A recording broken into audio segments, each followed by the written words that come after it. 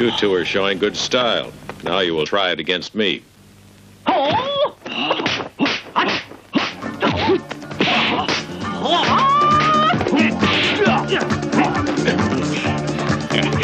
That's good, you're learning fast.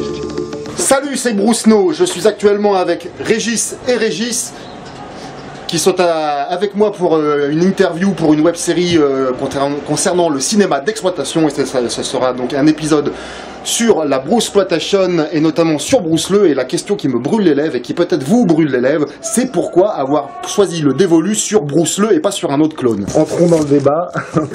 Ok, alors je sais pas s'il y a débat, moi il y a deux raisons. Ouais. D'abord, c'est à ma connaissance le seul qui a eu des films produits en France. Il y a eu deux films réalisés par André Cobb et un film produit par franco-camerounais, réalisé par Alphonse Bény et produit par Monsieur Serrut, qu'on a interviewé. C'est les deux seules productions franco-hongkongaises d'arts martiaux. Ça nous permettait aussi de remonter un peu cette piste et de trouver des gens qui avaient réalisé ou produit des films avec lui, qu'il avait vu, qui pouvait vraiment aussi en parler en témoigner parce qu'il l'avait connu. Ouais. Et moi, enfin après je sais pas si tu donneras ton avis, mais c'est aussi celui pour lequel j'ai vu le plus de films. Donc moi en tout cas j'ai l'impression que c'était le plus connu parce que le plus peut-être celui qui s'est le plus exporté ou le plus productif, en tout cas de tous les sous Bruce Lee, c'est celui dont j'ai vu le plus de films. D'accord, ok. Bah, pareil en fait, les trois films qu'il a fait en France, la filière chinoise, Bruce contre-attaque et Cameroon Connection. La filière chinoise. La filière chinoise. La filière chinoise. Il y a effectivement une scène, une ou des scènes à Paris, je crois. Mais je sais pas s'il y a de l'argent français. C'est André Cobb. C'est André Cobb. C'est tourné dans la maison d'André Cobb du côté de Cannes. Sur les Champs-Élysées, il se balade avec un sweatshirt Eurogroup qui est le nom de la boîte de prod d'André Cobb. Donc et en fait moi c'est ça qui m'avait fait délirer, c'est de se dire il y a des sous Bruce Lee, donc déjà ça c'est drôle quand on découvre ce sous et après quand on découvre qu'en fait il y a un sous Bruce Lee qui a fait des films en France, on se dit mais enfin il y a j'ai envie de dire il y a pas, enfin c'est pas quelque chose qu'on associe forcément au cinéma français, du coup c'est marrant. C'est intéressant ce que nous disent Régis et Régis, c'est qu'apparemment il n'y aurait pas eu deux coproductions franco-hongkongaises comme on croit depuis des décennies, mais en fait il y en aurait eu trois, et c'est grâce à André Cobb que vous avez rencontré récemment. Alors André Cobb on l'a eu, mais il veut pas trop lui se mouiller, enfin il n'a pas envie qu'on reparle de ses films, il les assume pas trop. Parce que lui on a produit deux, réalisé deux, et le troisième en fait c'est une coproduction franco-camerounaise. Ouais, c'est un réalisateur camerounais, Alphonse Bény, mais c'est un producteur français, et en fait il y a 25 minutes du film qui sont tournés à Paris en gros. D'accord. Oui. C'était pour donner un cachet international en fait à ce film camerounais à la base et qui sont tournés d'ailleurs dans les scènes. Il y a une scène qui est tournée dans ce qu'on a découvert être le plus ancien dojo d'Europe. En fait, historiquement, c'est sans doute le premier dojo d'Europe qui date de 1953. Dans quel film tu dis? Dans Cameroon Connection. À un moment, il fait des katas devant des apprentis karatéka. Et nous, on a retrouvé la salle. En fait, on a tourné les séquences dans cette salle-là. Putain, énorme. Et le gérant nous a dit, moi, ce dojo appartenait à mon père. Et c'est sans doute l'un des tout premiers. Et même, il en était sûr, il a dit, c'est le plus ancien dojo d'Europe. C'est un peu par là qu'est arrivé aussi le karaté finalement en France. C'est énorme ce que vous êtes en train de faire pour cet épisode. Toute la communauté bruceploitationienne vous remercie. Ok, et en fait, je vais pas me mettre dedans, je m'en fous. En fait, alors par rapport à ta question, pour les fans de Bruceploitation, celui qui représente la Bruceploitation, c'est Bruce Lee. Bruce Lee, L.I. C'est pour ça que le choix de Bruce Lee m'a étonné parce que dans le business, il est arrivé en deuxième. Bon, il y a un triumvirat, Bruce Lee avec un I, Bruce Lee et Dragon Lee. Le petit chinois, le petit coréen survitaminé, machin. Et donc moi j'ai toujours préféré Bruce Lee parce que il a vraiment essayé vraiment de lui ressembler, alors que Ho Chung Tao, donc Bruce Lee, il est un peu plus effacé, je trouve. Il est bon, mais il a l'air Bruce Lee en fait pour moi il est plus nerveux. Il a du charisme, Bruce Lee. Et il a un côté hystérique aussi. Bruce Lee, pour la petite histoire, on a retrouvé aussi, sur l'INA, ça se voit, tu tapes Bruce Lee INA. il est passé chez Michel Drucker. Ouais. Moi, c'est un truc, je suis tombé de ma chaise quand j'ai vu ça. Champs-Élysées. Ouais. Mais depuis un an et demi maintenant, c'est sur YouTube. Ouais. Mais ça a été pas caché, mais ça a été oublié depuis des années. C'est drôle parce qu'en fait aujourd'hui, quand on parle à des gens, déjà, tu leur parles de la Bruce Platation, ils connaissent pas. 99% des gens en ont. Ouais. Alors tout le monde connaît Bruce Lee à peu près. Ouais. Et en fait, quand on s'imagine qu'à l'époque, en 80, je sais pas, ça va être 86, 87, 80, en disant entre 83 et 85. 81, c'est même pour Bruce le contre-attaque, je pense. Oui, donc ça doit tourner en 82, ça se tombe c'est en 83. D'accord, 83, il passe dans la plus grande émission de variété française sur une des plus grosses chaînes nationales. À 1 heure de grande écoute. Et tout le monde a oublié. Mais ce qui est drôle, c'est que même sur l'INA, d'ailleurs, ils mettent dans une parodie de Bruce Lee, donc en fait, ils mettent même pas que... Enfin voilà, ils ont vu ça, ils se sont dit ouais bah ça c'est une parodie de Kung Fu, c'est une parodie de Bruce Lee. Ouais. Déjà, alors enfin, lui était plus dans un personnage qui essaye de reproduire le plus fidèlement possible, j'imagine. C'est ça, c'est ça. Et après, il a voulu se dégager de ça, mais comme on en parlera pour l'interview, parce que Bruce Lee, c'est Bruce Lee, tu vois, le mec, il reconnaît, hein, il s'est fait des rognons gras avec, il reconnaît que sans Bruce Lee, personne ne me connaîtrait au jour d'aujourd'hui. Et quand il a rencontré, j'en parlerai dans l'interview, quand il a rencontré Bolo Young et tout ça, les mecs qui avaient rencontré vraiment Bruce Lee ou Lolier et tout ça, ouais alors il marchait comment, il faisait comment? Il l'a jamais rencontré directement, Bruce Lee. Bruce Lee n'a jamais rencontré Bruce Lee. Non, parce que quand il est mort, il avait 18 ans. Ah oui. Et il est arrivé dans le business à 18 ans chez la Shaw Brothers. Ouais, super inframan, tout ça, on le voit un peu. Et avant, il y a eu Rival of Kung Fu et en revanche Big Boss 2 là tout de suite Big Boss 2 où il fait le rôle de Bruce Lee dans Big Boss dans une apparition. Ça pour le coup là j'ai un bémol, je sais plus hiérarchiquement. Et parce que c'est vrai que la plupart de ceux qui ont œuvré dans la Bruce Platation, Jackie Chan il a fait la nouvelle fleur de vin qui s'en est excusé 15 000 fois dans toutes les interviews où il a pu. Ouais.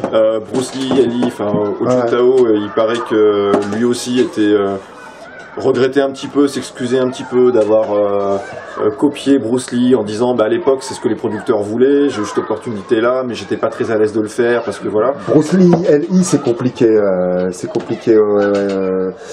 parce que à la fois il crache dans la soupe, à la fois il regrette, et puis il en veut à ses producteurs, c'était pas de ma faute. Ouais, oui, il se cache un peu derrière ça. Voilà, alors que pendant 10 ans il en a bien mangé quoi. Mais Bruce Lee, lui, la différence c'est qu'à la fin il produisait, coproduisait, la Dragon Film. Ouais. Il mettait en scène les combats. À chaque fois c'est lui qui réalisait il est parfois crédité comme réalisateur. Je veux dire, il était quand même, il était pas juste acteur. Qui en était réduit à faire ce que lui demandaient les producteurs, quoi. Je veux dire, il en a vraiment profité. Il était un peu maître de son personnage quand même. Après, peut-être pas dans les années 110, mais dans les années 80, je pense qu'il. Oui. Ce qui a profité à Bruce Lee, à mon avis, c'est la déchéance de Bruce Lee. Parce que Bruce Lee, sauf erreur de ma part, il en a réalisé un, c'est le cascadeur chinois qui est super d'ailleurs. C'est le meilleur d'ailleurs, avec le John Madalski. Qui est hyper cynique en plus, enfin hyper lucide sur les conditions de tournage Et c'est ça en fait, voilà, c'est en fait. C'est presque un documentaire en fait c'est un témoignage sur les conditions de réalisation des films de l'époque. C'est exactement ça. Alors donc ça a fini de l'achever. Je crois que ça n'a pas trouvé son public, malheureusement. Enfin voilà, on va passer à notre interview, on va pas tout dire. On remercie tous Régis et Régis, merci. Alors oui, c'est ça, vite fait, rapidement, et après je vous fous la paix. Alors ça serait, donc c'est pour une web série, c'est ça? C'est une web série documentaire qui passera sur Arte Creative, qui est produite par une société qui s'appelle TSVP, tournez s'il vous plaît. Et en fait le fil rouge de cette série c'est le nanar cinématographique. D'accord, donc, genre les zombies, le karaté, le machin quoi. Voilà, et la Bruce Platation c'est un truc tellement spécifique qu'on s'est dit mais ça a généré tellement de films improbables, puis le concept en lui-même est improbable, que ça avait tout à fait sa place, enfin, c'était même hyper légitime entre effectivement quelque chose sur les films de zombies ratés, hein, parce qu'à chaque fois on s'intéresse on va balayer toute la culture un peu comme ça du cinéma d'exploitation, et ce sera au mois d'octobre. Ah, la sortie c'est au mois d'octobre. Ouais. Et donc la Bruce Platation ça fera l'objet d'un épisode, et Arte Creative peut-être préciser que c'est pas la chaîne télé Arte. C'est le canal Arte, enfin Arte Creative en fait c'est la chaîne Arte c'est le labo un petit peu qui est sur le web, qui fait plein de web-séries, de web-doc, des choses comme ça. Donc là, c'est plus dans une logique de web-doc en fait. Enfin, c'est vraiment une web-série sur le mode documentaire. C'est pour ça qu'on va retrouver des gens. L'idée étant pour chaque film de retrouver quand même des gens qui peuvent qui ont pris parti dans le film, des acteurs, des réalisateurs, des producteurs. Et puis d'enrichir ça avec des spécialistes comme toi, avec des critiques ciné, avec des spécialistes de zombies, de films zombies de série B et Z. J'en aurais un à vous proposer. Enfin, là. Ok, ça marche. Et on a peut-être un site pour retrouver ou Arte Créative. Et puis nous, en plus à côté, on est. C'est un peu comme ça qu'est né aussi le projet. On vient du site nanarland.com. Ah oui, c'est vrai. Voilà, okay. Il y aura aussi il y a quelques ramifications comme ça. Ok, ça marche. Eh ben merci et on vous embrusse. Je sais pas ce que c'est. C'est les arènes de Arles en fait. Ils ont pas du tout tourné à Rome. Donc t'es en train de dire que le Colisée de Bruce contre-attaque, c'est les arènes de Arles. J'en suis sûr à 95%. C'est beaucoup plus petit. Enfin, on voit bien que c'est pas, ou peut-être celle de Nîmes. S'il y en a à Nîmes, peut-être. Mais en tout cas, show là-bas. En tout cas, c'est pas, enfin, c'est pas le Colisée de Rome, quoi. Ça se verrait. Avec Bruce le. All right, get him.